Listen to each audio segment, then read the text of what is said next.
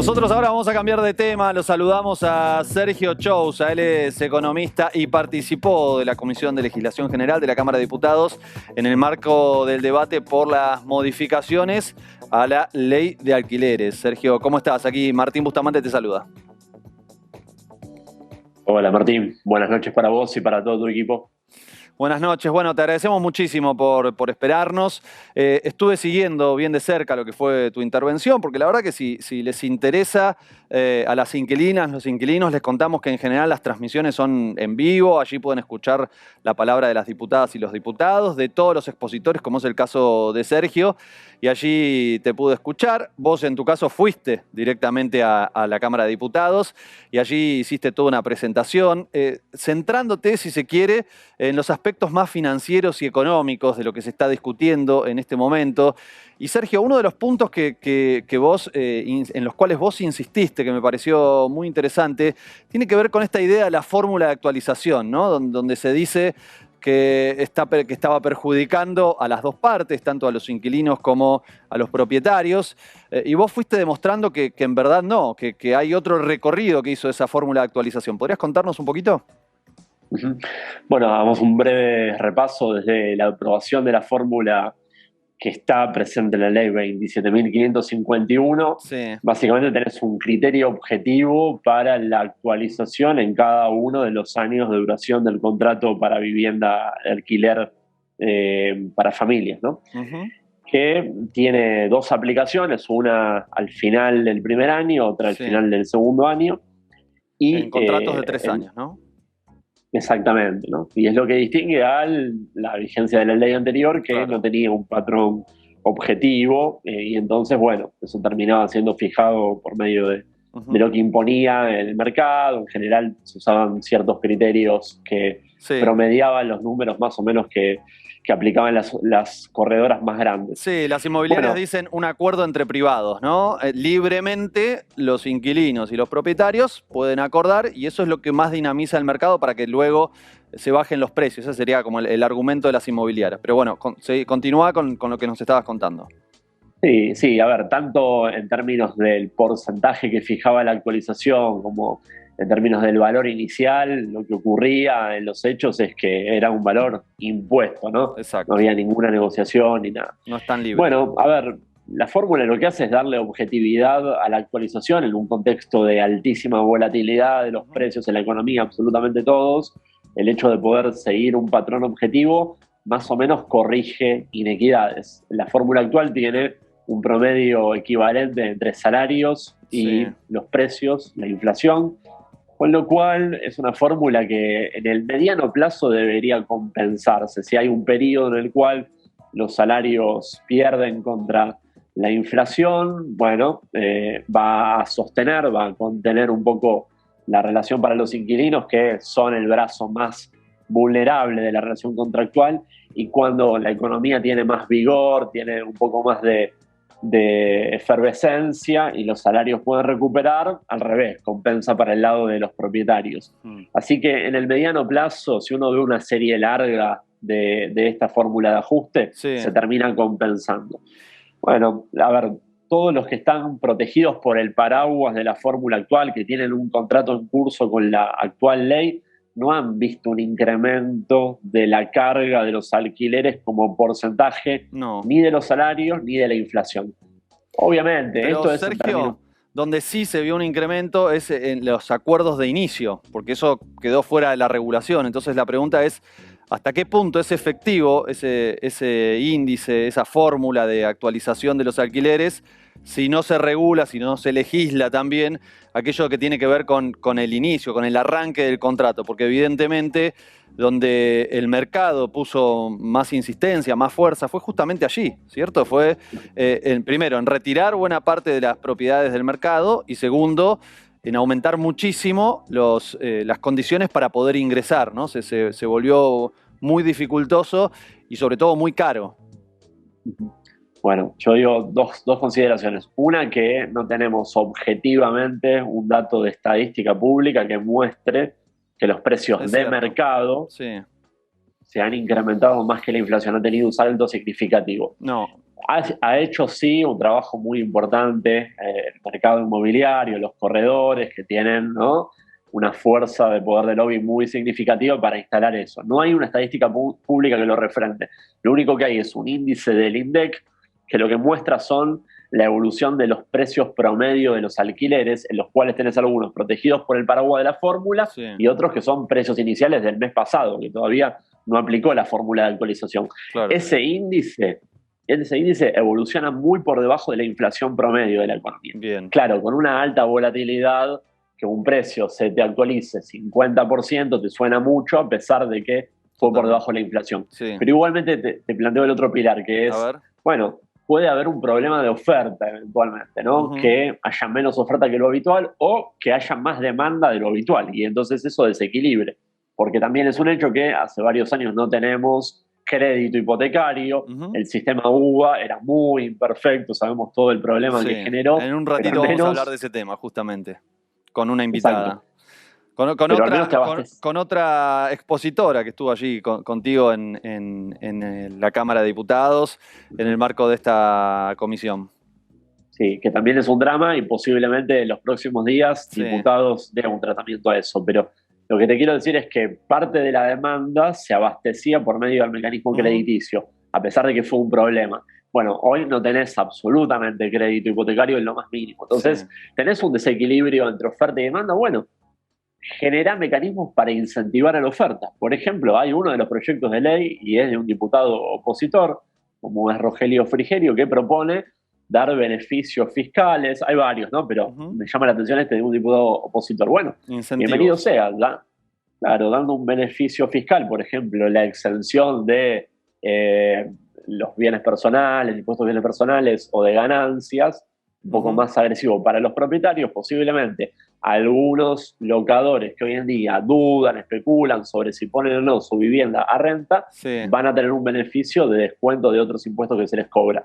O la idea de máxima, que fue también validada por el mismo jefe del gobierno porteño, Horacio Rodríguez Larreta, de poner un impuesto a la vivienda ociosa. En una entrevista en radio él dijo que estaría de acuerdo.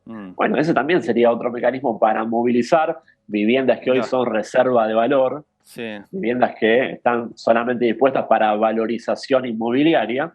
Compro una propiedad, pago costo de oportunidad muy bajo y conforme presiona la demanda se valoriza sola. Sergio, bueno, eso podría movilizar.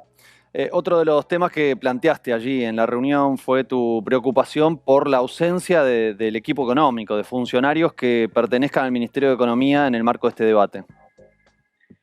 Sí, eso es sobre uno de los puntos que se está debatiendo y hay riesgo de que se modifique, que es el del plazo de actualización, que hoy en día está fijado en 12 meses, los contratos no podrían actualizar menos que eso, y también, ¿no?, la oposición, el mercado está pidiendo que eso se acorte. Si se liberaliza directamente, yo no tengo duda de que vamos a ir primero a actualizaciones de 6 meses, después a otras de 3 y después otras mensuales, como es el ABL hoy en la Ciudad de Buenos Aires. Eso es un riesgo, pero no es un riesgo solamente para las familias. Para las familias implicaría una mayor carga financiera, porque no es lo mismo que un contrato te lo actualizan una vez cada 12 meses que cada 6. Esa carga financiera para las condiciones macroeconómicas actuales, para contratos de 3 años, están en el orden del 10%. O sea, sería un encarecimiento del contrato de alquiler solamente por el acortamiento del plazo de actualización de 12 a 6, de 10% extra para las familias. Y hay otra cuestión que es más macroeconómica, lo que planteábamos ahí en la comisión, que es que la verdad que seguir indexando cada vez en contratos más cortos a la economía es riesgoso en términos macroeconómicos, porque hoy ya estamos estabilizados en una inflación del 5,5. Bueno, si vos acortás los plazos de los contratos de la economía, cada vez se indexan más las cosas, y eso en un contexto de alta inercia inflacionaria es muy peligroso, y con los riesgos que sabemos que tiene una economía de inflación alta. Así que me parece que el Ministerio de Economía debería dar una consideración sobre cuál es su posición respecto del acortamiento de contratos. Al presidente de la Nación creo que no se expresó sobre esto, hasta ahora no escuché ninguna declaración concreta. Sí lo hizo Sergio Massa, quien dijo que había que derogar esta ley. Lo hicieron otros diputados, otras diputadas, por supuesto. Se está discutiendo esto en este momento. No logran llegar hasta el momento a un acuerdo, tienen serias dificultades para poder llevarlo adelante. Yo escuchaba, te escuchaba a vos y escuchaba al resto de los expositores, la verdad que la inmensa mayoría sostenían que no hay que modificar la ley de alquileres, por lo menos no con respecto a lo que se está hablando, ¿no? Reducir la duración del contrato de 3 años a 2.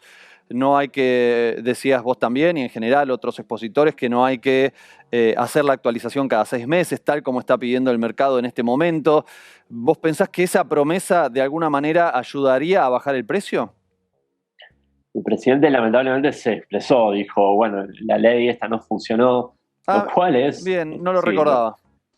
sí, lo dijo explícitamente, lo cual es, la verdad que bastante llamativo, porque prácticamente no tuvo plazo de implementación la Claro. ley, que tiene un poquito más de un año de vigencia, y la verdad que vos podés decir, bueno, mira, yo estoy viendo, estoy percibiendo, porque no hay estadística pública de Sí. oferta, lo que hay es lo que muestra el mercado con las ofertas publicadas en los principales buscadores. Eso no es una estadística seria, eso es algo que Claro. muestra el mercado. Sí, sí. Bueno, vos podés tener la presunción de que se disminuyó la oferta, pero ¿por qué se lo asignás a la ley y no, por ejemplo, a un decreto que se implementó en la pandemia, que tuvo una duración de 1 año y medio, de prohibición de desalojos y de congelamiento de los alquileres? Eso fue mucho más disruptivo sobre el mercado que la aplicación efectiva de la ley que vino más adelante.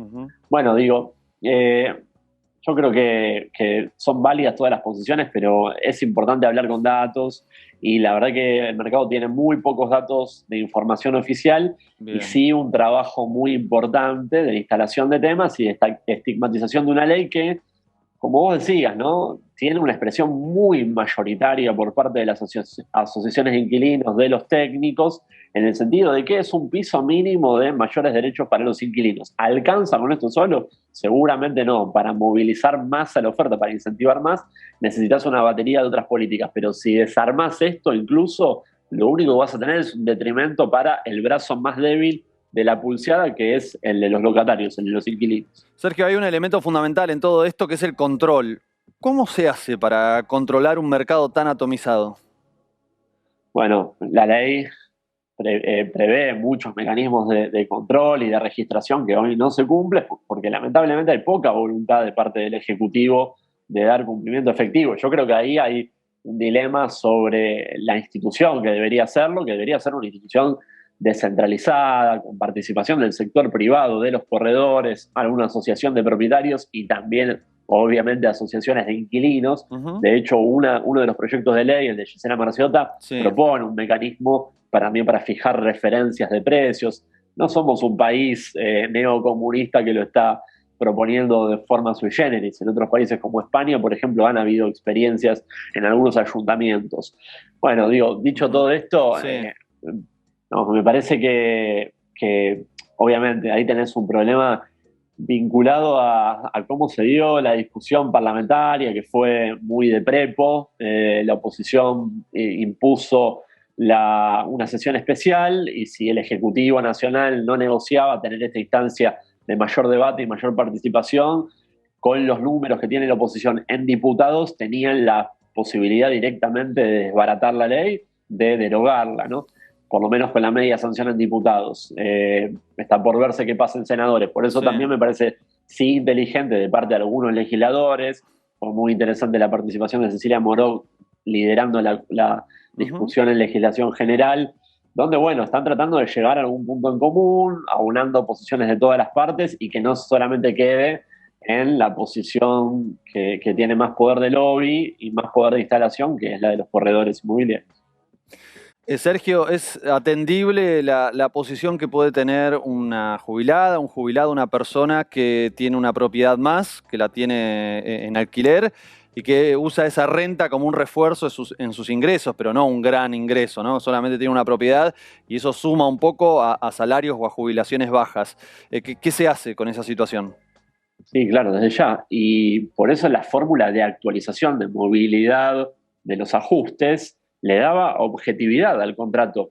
Porque ¿qué pasa si ahora vas a la anarquía de que no hay una fórmula? Bueno, Lo que va a pasar es que hoy el mercado te fijaría 30 y 30 semestral, 30%, 30%.